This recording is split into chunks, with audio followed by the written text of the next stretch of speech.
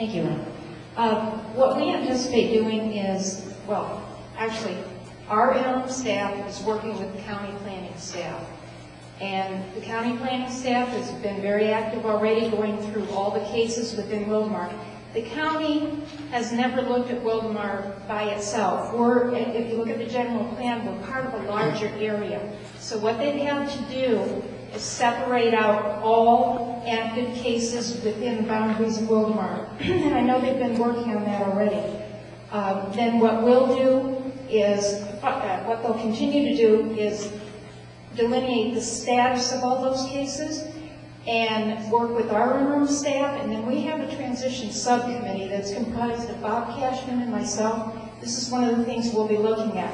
We'll get together with our city staff and go through all the projects, see where they're at, how detailed they are, what type of projects they are, and then we'll come to a decision also based on the fiscal, whether the fees have been paid on these or they're still to be paid. There has to be a fiscal aspect to it too, because if all the fees have been paid and they're almost done, they may stay with the county till the end.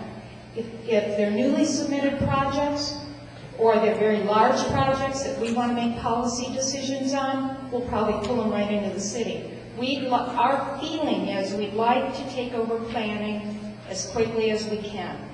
Not that the county hasn't done a good job, they've done an excellent job. They've been overwhelmed because of the rate of development in the last few years. But what we'd like to do is start making the decisions ourselves as quickly as is practicable, taking everything into consideration. So does that answer your question? Yeah, it does somewhat. Thank you very much. I understand the tremendous task that you have ahead of you. Is there a contact name, phone number, for those of us that are going to be putting developments in the area? Well, you would continue to do it through the county.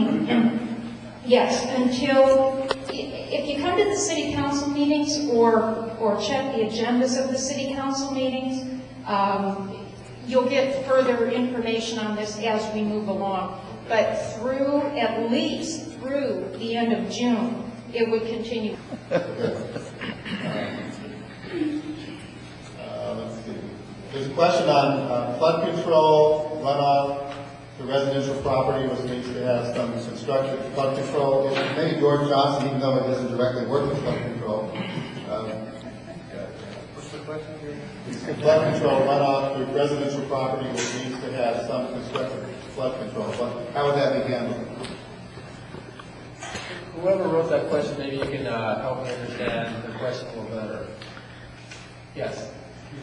I live off of Dirt Road, off of Canyon Drive, by Delsner High School, and we have runoff coming from, it's channeled from Canyon Hills Homes, which is a mobile home park. It comes and they take it under the street on Orchard, and then it just goes through all of our properties. There's about 4 or 5 properties. It just comes right and just floods us every year, every season, and it continues on down till it hits Mission Trails. And the county's never addressed the flood control along there, and I want to know what the city's going to do about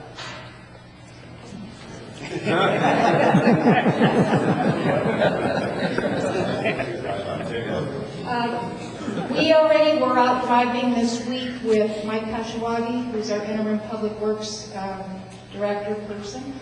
And county flood control is a little, they're separate. I don't see anybody here tonight too bad. County flood.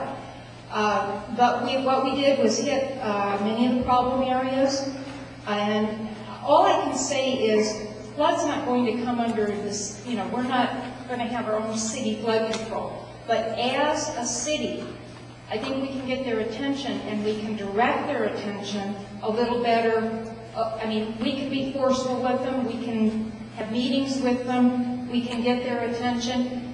The county's a huge place. Flood control has a huge area to cover, and I think they may be a little overwhelmed, and I don't think they have the budget that they should have to cover everything in the county. But my best answer to you is we are well aware of that problem and many others in the community, along the channel especially, south of McVicker to Clinton Key, that area, and then your area, Lemon Street, and some of the other places. So We were well aware, we've already made our interim staff aware, and we'll be working directly with flood once July 1st rolls around. So we'll do the best that we can at that point in time to address some of these problems with them. So it's still going to be under county jurisdiction as far as flood control. It'll still be, yes, because typically cities don't have their own flood control. I mean, you just don't take over from the county. But the point being, we now pick up the phone and call them and say, hey, we'd like you to come out, we want to show you this, let's sit down and talk about what we can do to mitigate or remedy this problem. We have the ability to do that now once we will have the ability to do that once we're a city. Before we had to go through county and, there was more steps, but now we can do it directly. And I think that's, when somebody said, what's the advantage of being a city? This is the advantage. This is one of the true advantages.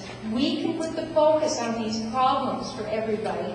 We can call ourselves and not have to wait for the long process of the county. Now, we may have to wait for the long process of flood control, but we can pick up the phone and say, we'd like to meet with you. When's your next available time that we can meet? And believe me, we've already started by making our staff aware of some of these problems. So we know there's problems with some of the runoff and the rain and people moving dirt around to inappropriate places. And we have the full intention of starting to address this as a city. Thank you very much. There's another question here I think is probably more appropriate for the city councilman. What about the paving of dirt streets?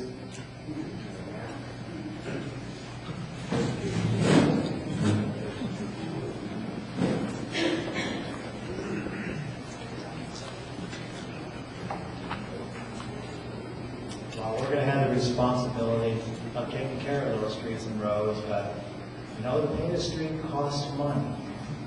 And you have to have the right-of-way permission to widen the street so you can pave it correctly.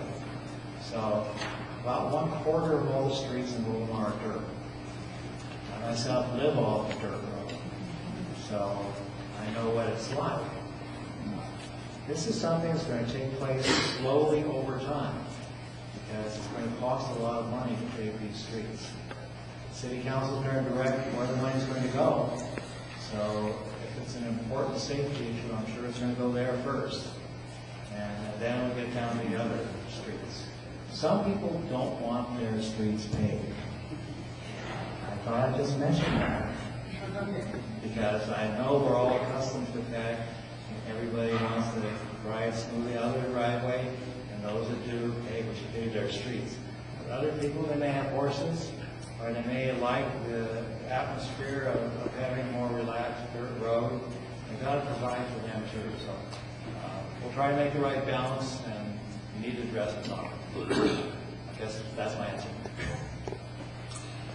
Thank you very much. A couple more questions, I think, for the council as well.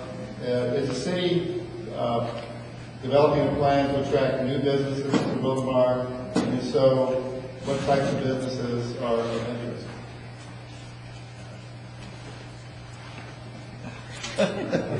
Yeah, of course we're going to look at economic development, but I don't think we're at the point where we can say what businesses those are going to be right now.